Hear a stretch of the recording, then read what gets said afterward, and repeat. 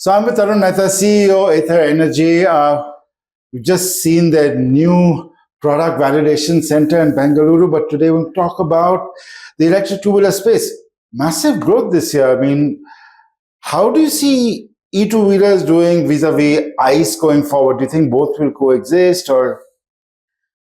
Both will have to coexist for a while, but I think first, yes, I think this was a good year. Despite all the chaos that the preceding year had, looks like the industry is still grown about 35-40%. So and continues to grow this year now. I think in scooters, the trend of electrification is very solid now. We are seeing 17, 18, 19, 20% penetration also in depending on the tier of city. The value prop, the TCO is very attractive. And I think finally there is a healthy portfolio of products starting to pop up in the market. So consumers are starting to get a decent optionality. I think scooters are on a pretty imminent path of almost overwhelming electrification over the next few years. Because frankly, every OEM is also committed to it. Yeah, now that you have the Japanese OEMs also coming in, both Suzuki and Honda have their products. I think that will really help a lot with consumer education. Yeah, I think more people will become aware about how attractive EV is in the scooter segment for them. A lot of them haven't. I honestly feel when we go down on the road, too many scooter customers still haven't considered the idea of buying electric, despite what we think. And I think the Japanese finally building electric scooters starts flipping a lot of these folks over.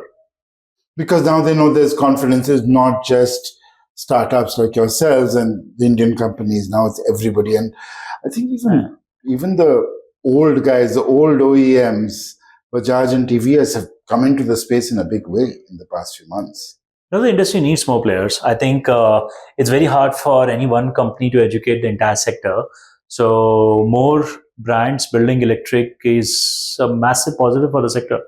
Whether it's Japanese, whether it's legacy players, whether it is newer players like ourselves, I think there's just an increasing chorus of more electrification.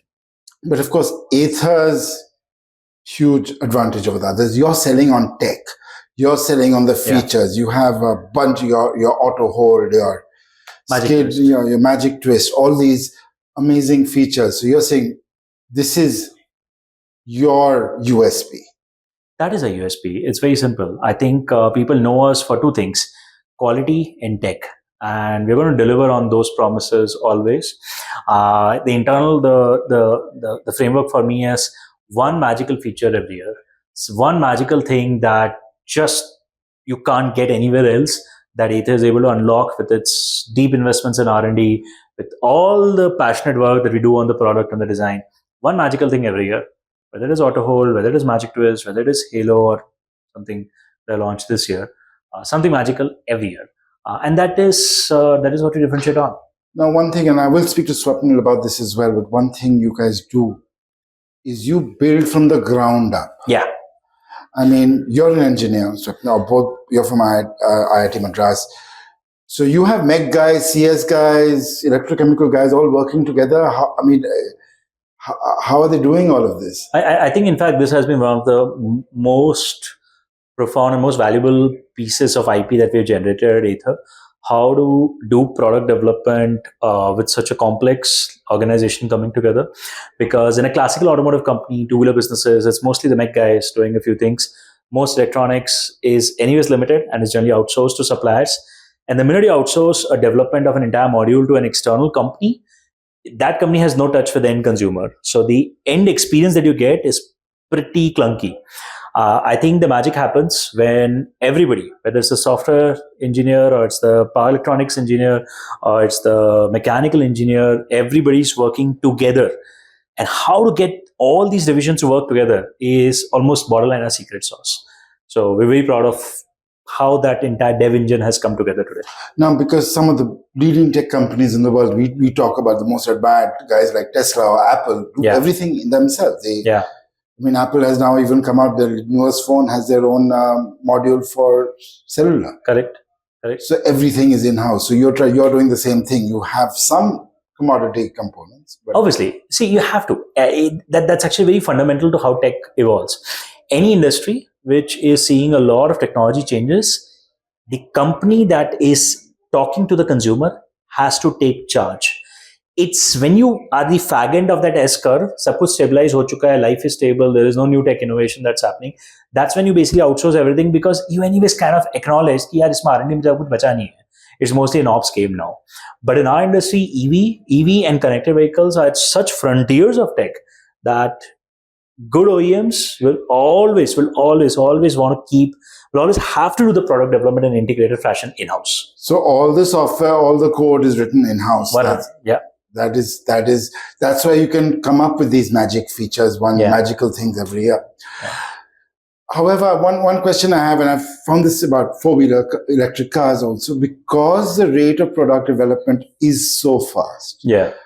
The Rista, as you launched it last year at Community Day, could be very different from the Rista being sold today because you've had software updates, and you also have, chip updates every year, everything. So, it's almost like a smartphone, right? I mean, this year's smartphone is going to be better than last year's smartphone, better than the year before smartphone. Yeah, that's true of electric cars. I'm sure it's true of electric scooters as well. Yeah, I think obviously there's a scale here. I think smartphones are on the absolute edge of how rapidly changes happen there. I think obviously electric two-wheelers are way more prone to changes than the petrol counterparts. What we focused on over the years and what we are trying to learn is how to offer more and more backward compatibility. So, for example, when we introduced advanced regenerative braking for the first time, we hadn't thought through how to offer it backwards to our previous customers. Then we learned, and actually a year later announced that now it's backward compatible to many of our previous buyers. So we're learning that. I think the vast majority of our software features are generally backward compatible. But yes, it's true. Tech is changing very fast. If you add a complete new module or if you just change the entire chipset, some things will not go to everybody. But I think that's just this industry now. Tech is moving fast and will keep moving fast. So obviously you're backward compatible. Just like a smartphone, you can get software to the extent possible, yes. But if it's hardware dependent, then it's generally very hard. Right. I won't ask you anything about the IPO as a promise, but just want to know, you are looking at new battery chemistries as well going forward. That is something that is coming up. So my observation is the lithium ion still continues to be the most successful. But different lithium chemistry as well. Within lithium, I think there are series of options now.